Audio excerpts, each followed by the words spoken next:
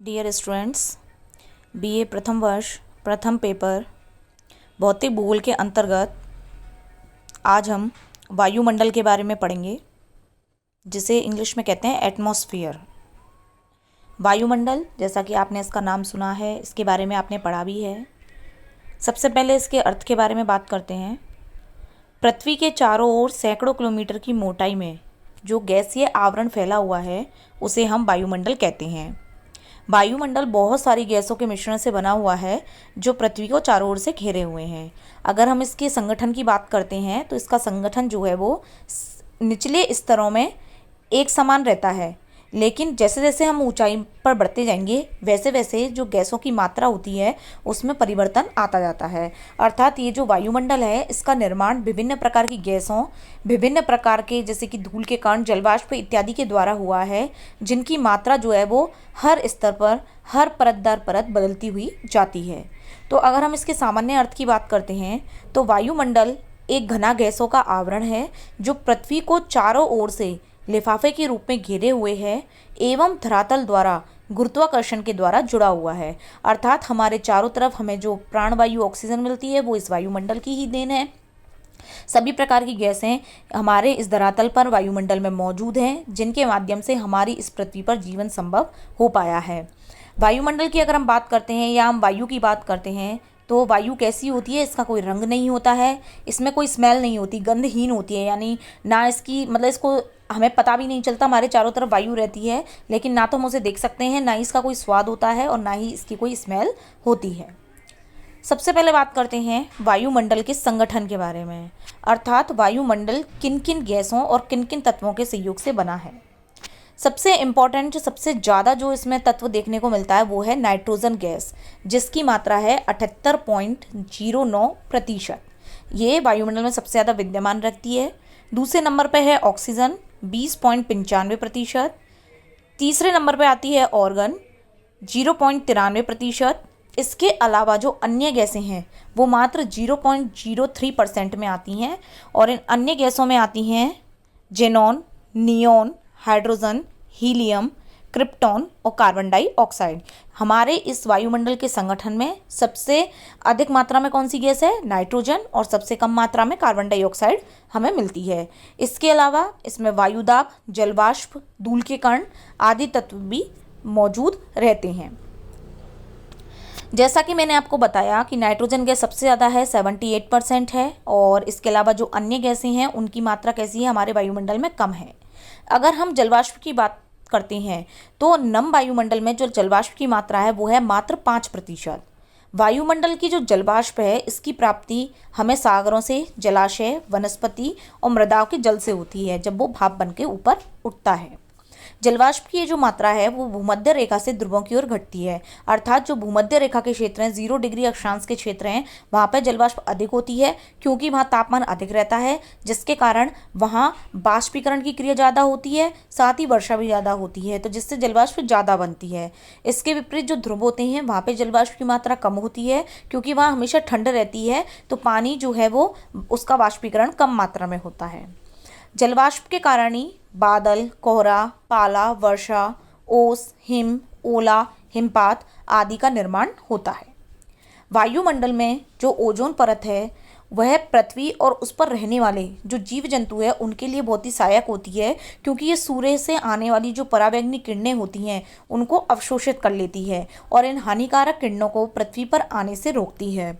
इस ओजोन परत की खोज 1913 में फ्रांस के भौतिकविद फेबरी चार्ल्स और हेनरी बुशॉन ने की थी। तो हमारे इस वायुमंडल में जो ओजोन परत है या हम ओजोन मंडल कहते हैं उसका बहुत बड़ा योगदान है।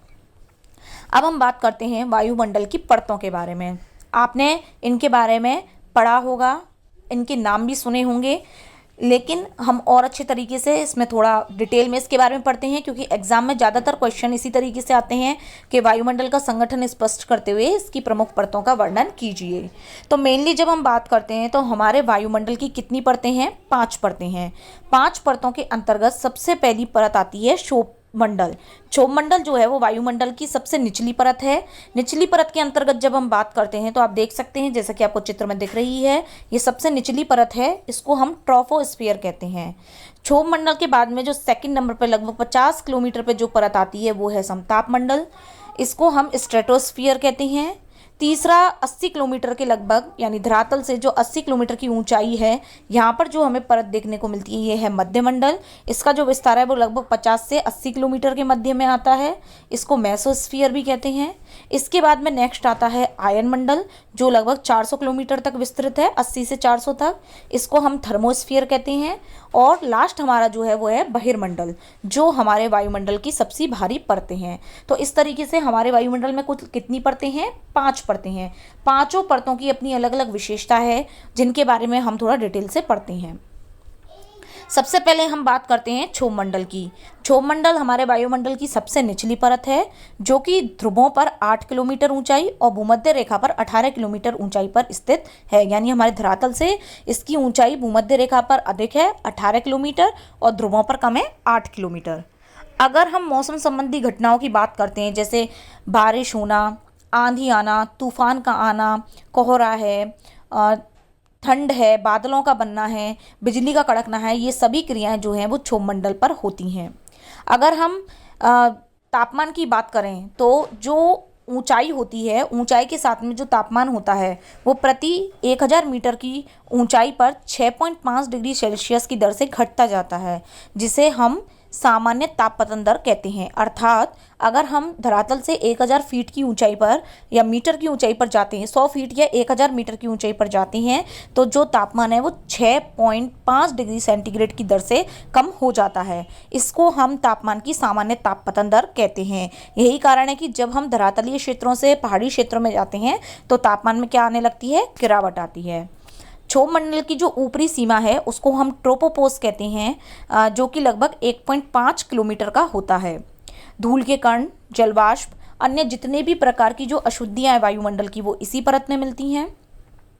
जिस हवा में हम सांस लेते हैं वो भी इसी में मौजूद है। यह परत पृथ्वी को गर्म रखती है, क्योंकि पृथ्वी की सतह के द्वारा घनीभूत और वायुमंडल की सबसे निचली परत होने के कारण जो अधिकतम गर्मी है उसको ये अवशोषित करती है। ट्रोपोपोस को अगर हम और डिटेल से पढ़ते हैं तो यह वायुमंडल की वो परत है जो समताप मंडल से क्षोभ मंडल को अलग करती है। यानी जहाँ क्षोभ मंडल समाप्त हो रहा है उसके बाद समताप मंडल स्टार्ट हो रहा है, तो वहाँ जो सीमा बनती है उसे हम क्षोभ सीमा या ट्रोपोपोस कहते हैं। जो क्षोभ मंडल है इसमें तापमान आमतौर पर ऊंचाई के साथ कम होता है, लेकिन ट्रोपोपोज पर जब हम पहुंच जाते हैं, यानी क्षोभ सीमा पर जब हम पहुंच जाते हैं, तो वहां पर तापमान कम नहीं होता है। दूसरा जो आता है वो आता है समताप मंडल। जैसा कि नाम से पता चल रहा है, समान ताप, इस परत में तापमान कैसा रहता है? समान रहता है। मौसम संबंधी जो घटनाएं होती हैं, जैसे कि बादलों का बनना और गर्जन वगैरह, ये सब क्रियाएं जो होती हैं वो इसमें नहीं होती हैं। यानी जो स्ट्रेटोस्फीयर होती है, यहाँ पर मौसम रहित परिस्थितियां देखने को मिलती हैं। इसके निचले हिस्से में अगर हम बात करें तो कमजोर हवाओं और पक्षाप बादलों का परिसंचरण होता है, लेकिन नॉर्मली ये जो परत होती है इसमें मौसम संबंधी कोई भी घटना नहीं होती है। 50 किलोमीटर की ऊंचाई तक इसका विस्तार है। तो जब इसमें मौसम संबंधी घटनाएं नहीं होती हैं, इसी कारण जो वायुयान की उड़ानों के लिए बहुत अनुकूल होती है। जितने भी हमारे एरोप्लेन्स उड़ते हैं वो सभी समताप मंडल में उड़ते हैं, जो क्षोभ मंडल को पार करते हुए ऊपर आकाश में चले जाते हैं। समताप मंडल जो है उसके ऊपर अगर हम बात करते हैं 15 से 35 यानी 50 किलोमीटर तक समताप मंडल है, लेकिन इसके मध्य में जो 15 से 35 किलोमीटर का एरिया है वो समताप मंडल के अंदर स्थित है। उसमें ओजोन परत पाई जाती है, जिसे हम ओजोन मंडल कहते हैं। ओजोन परत जो है वो हमारी इस पृथ्वी पर एक सुरक्षा कवच के रूप में कार्य करती है, जो सूर्य से आने वाली जो अल्ट्रावायलेट पराबैंगनी किरणें होती हैं उन्हें अवशोषित कर लेती है, जिससे कि पृथ्वी पर जो टेम्परेचर है वो मेंटेन रहता है। नहीं तो अगर ये पराबैंगनी किरणें हमारी इस धरती पर आएंगी तो इससे त्वचा के कैंसर, आँखों की बहुत सारी बीमारियाँ हो सकती हैं। तो इसका बहुत ज़्यादा मतलब हमारे लिए योगदान है। लेकिन धीरे धीरे समय के साथ में अब क्या है कि जो प्रदूषण जैसी समस्याएं हैं वो दिन प्रतिदिन बढ़ रही हैं, जिससे कि इस ओजोन परत में छिद्र बन रहा है, छिद्र देखा गया है। तो धीरे धीरे ये जो ओजोन लेयर है ये भी नष्ट होना स्टार्ट हो गई है। ओजोन का जो अवक्षेपण है उसके परिणाम स्वरूप जो जमीन की सतह होती है और जो निचला वायुमंडल होता है उसके तापमान में वृद्धि होती है। इसके बाद में धीरे धीरे ये जो अल्ट्रावायलेट किरणें होती हैं इनको ये अवशोषित कर लेती है। तो इसके आधार पर जो स्ट्रेटोस्फियर के आधार पर जो तापमान है वो -60 डिग्री मतलब सेल्सियस से भी ऊपर तक की सीमा तक बढ़ जाता है, क्योंकि जो ओजोन परत है उसके ऊपर किरणें अवशोषित हो रही है, तो जाहिर सी बात है तापमान कैसा होगा, बढ़ेगा। जबकि समताप मंडल में तापमान कैसा रहता है, एकदम स्ट्रेट तापमान रहता है। तो जो स्ट्रेटोस्फियर है, समताप मंडल है, उसकी ऊपरी सीमा को हम कहते हैं स्ट्रेटोपोज। इसके बाद में जहाँ स्ट्रेटोपोज आ जाता है यानी समताप सीमा आ जाती है, उसके नेक्स्ट जो तीसरा मंडल चालू होता है वो होता है मध्य मंडल। ये वायुमंडल की तीसरी परत है और समताप मंडल के ऊपर स्थित होती है। इसकी ऊंचाई 50 से 90 किलोमीटर तक है। ऊंचाई के साथ इसमें तापमान घटता है। 80 से 90 किलोमीटर की ऊंचाई पर न्यूनतम -80 डिग्री सेंटीग्रेड तक तापमान पहुंच जाता है। यानी सबसे ठंडी परत है ये, सभी परतों में अगर हम माने तो इसमें ताप पतंदर ज़्यादा है और सबसे ठंडी परत है। इसकी ऊपरी सीमा को मेन पाउस कहा जाता है। अंतरिक्ष से प्रवेश करने वाले जो उल्का पिंड हैं वो इसी परत में आकर के जल जाते हैं। मध्य मंडल के बाद जो नेक्स्ट अगली परत आती है वो है आयन मंडल। ये 80 से 640 किलोमीटर की ऊंचाई तक फैली हुई है। इसे आयनोस्फीयर के नाम से या तापमंडल के नाम से भी जाना जाता है, क्योंकि इसमें ऊंचाई बढ़ने के साथ तापमान घटने की बजाय क्या होता है, बढ़ता है। अन्य परतों में तो घटता है, इसमें क्या होता है, बढ़ता है। तापमान बढ़ने का कारण ये है कि ये विद्युत आवेशित परत है। इसमें सौर विकिरण और जो रसायन उपस्थित रहते हैं उनके संपर्क के कारण इसमें जो है वो विद्युत उत्पन्न होती है, इसीलिए यह सूर्यास्त के साथ में ही गायब हो जाती है। अगर हम बात करें कि हमारी पृथ्वी से जितनी भी रेडियो तरंगें जाती हैं, यानी जो हमारे रेडियो तरंगें चल रही हैं या टेलीविज़न की तरंगें चल रही हैं, वो सभी जो है वो इसी परत से परावर्तित होकर के वापस धरती पर आती हैं। थर्मोस्फीयर, ये जो आयन मंडल है, इसमें को अन्य लेयर्स में भी बांटा गया है, जैसे डी लेयर, ई लेयर, एफ लेयर और जी लेयर। पृथ्वी पर प्रसारित जो रेडियो तरंगें हैं वो इससे टकराने के बाद में पृथ्वी पर वापस आती हैं, जिससे रेडियो और जो टीवी वगैरह इनका संचालन होता है। इस परत में जो विद्युत आवेशित वायु होती है वो अंतरिक्ष से जो उल्का पिंड होते हैं उनको पृथ्वी पर गिरने से बचाती है। इसमें ताप के कारण वो उल्का पिंड जो होते हैं वो स्वतः ही जल जाते हैं। तो इस तरीके से पहली प्रथम 3 परतों में तो ऊंचाई के साथ साथ तापमान कम होता है, जिसमें मध्य मंडल में सबसे कम तापमान रहता है। लेकिन जैसे ही हम आयन मंडल में प्रवेश करेंगे तापमान में वृद्धि हो जाती है, क्योंकि यहाँ पर क्या है, ये विद्युत आवेशित वायु देखने को मिलती है।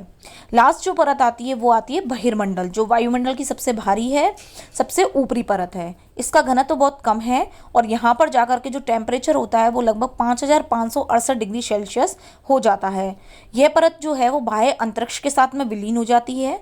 हाइड्रोजन और हीलियम जैसी गैसें जो हैं, हल्की गैसें, वो अंतरिक्ष में तैरती रहती हैं। यह जो परत है थर्मोस्फीयर के ऊपर लगभग 10,000 किलोमीटर यानी 6200 मील तक फैली हुई है। तो इस तरीके से ये हमारे वायुमंडल की संरचना है, जिसमें मुख्य रूप से 5 प्रमुख परतों के बारे में बताया गया है। लेकिन वायुमंडल की जो परतें हैं इनको रासायनिक आधार पर भी वर्गीकृत किया गया है। इसका एक रासायनिक संगठन भी है। तो रासायनिक आधार पर जो वायुमंडल है उसे 2 भाग में बांटा गया है। पहला है सममंडल। सममंडल में जो गैसों का अनुपात होता है उसमें कोई परिवर्तन नहीं होता, इसलिए इसे हम सममंडल कहते हैं। इसकी औसत ऊंचाई 0 से 90 किलोमीटर तक मानी गई है।